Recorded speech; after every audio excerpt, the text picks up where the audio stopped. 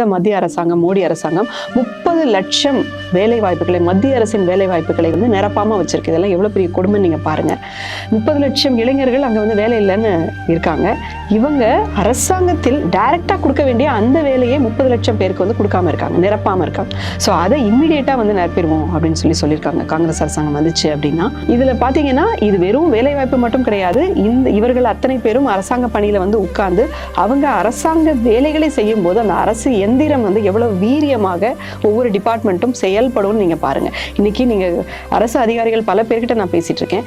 எது கேட்டாலும் ஆள் இல்லை, இதை பண்ண ஆள் இல்லை, அதை பண்ண ஆள் இல்லை, இங்கே வேகன்சி ஃபில் பண்ணல அப்படிங்கிறது ஒரு விஷயம். இதை தாண்டி இன்னொரு விஷயம் அவங்க என்ன பண்ணுறாங்க அப்படின்னா, ஹையர் சிவில் சர்வீஸ் பொசிஷன்ஸில் பார்த்தீங்கன்னா 93% வந்து உயர் சாதி தான் இருக்காங்க. 7% தான் 77% இருக்கக்கூடிய OBC SC இருக்காங்க. இது வந்து ஹையர் சிவில் சர்வீசஸில் அந்த மாதிரி இருக்காங்க.